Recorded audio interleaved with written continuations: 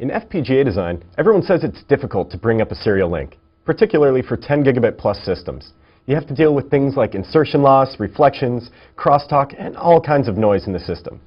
True, but fortunately, there are a number of different technologies built into Xilinx transceivers to compensate for the impairments you just mentioned. The transmit has preemphasis, and the receiver has a combination of continuous time linear equalization, or CTLE, and a decision feedback equalizer, or DFE, each of which are fully programmable and adaptive. But even with those capabilities, design bring-up can be non-trivial. As we've seen by working with many designers, there are two top reasons why link tuning can be so difficult. The first is that manual control of these capabilities can be difficult. These programmable techniques have multiple settings, resulting in thousands or millions of combinations. Trying to find the optimal setting manually is time-consuming and error-prone, if not impossible.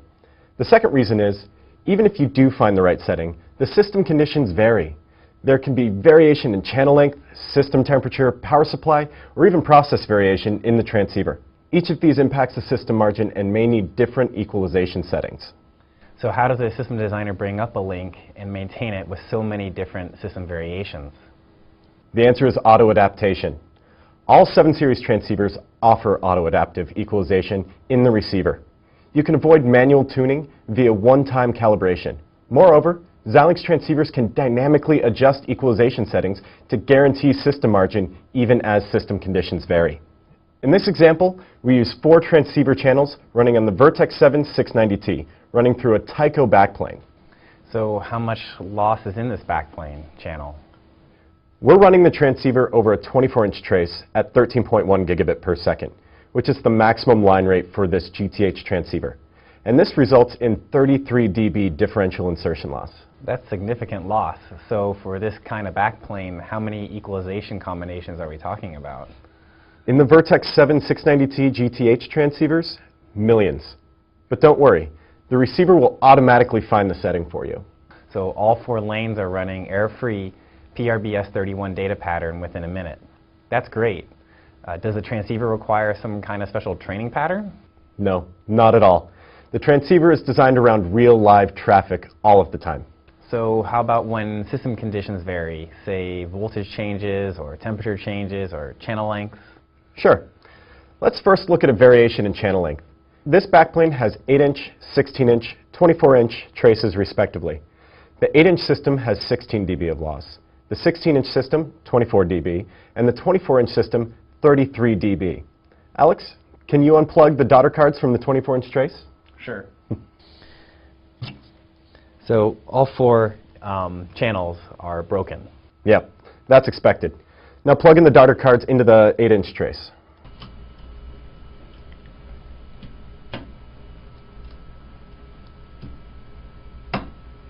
Interesting. So all 4 lines are back on without changing any settings. Yes, that's how auto-adaptation works. It's plug and play. Okay, so how about temperature variation? Sure. The logic design we loaded into the FPGA has a switch we can turn on to toggle a lot of logic inside the FPGA, which will increase the temperature.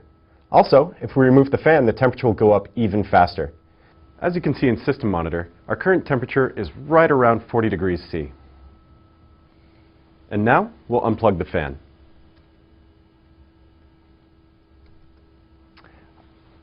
All right, the temperature is now 85 degrees C, and the link is still error-free. Impressive. But wait, this is only on an 8-inch channel. How about the 24-inch channel? No problem. Move the daughter cards back to the 24-inch.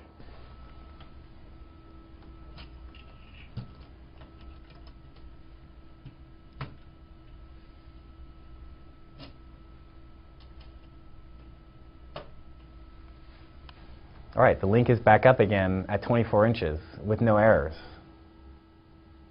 Yes, that's the beauty of fully auto-adaptive equalization. It removes the burden on system designers to manually bring up the link, and it adjusts the settings as the system conditions vary. Simple, even I can do this. Absolutely. We have shown how easy it is to build a robust, high-speed serial link system with 7 series GTH transceivers. The same adaptation algorithm is available in all 7 series transceivers. So in summary, the 2 reasons why auto-adaptive equalization is critical to transceiver design. First, Manual control is difficult, time-consuming, error-prone, if not impossible. And 2, system conditions vary, requiring different equalization settings.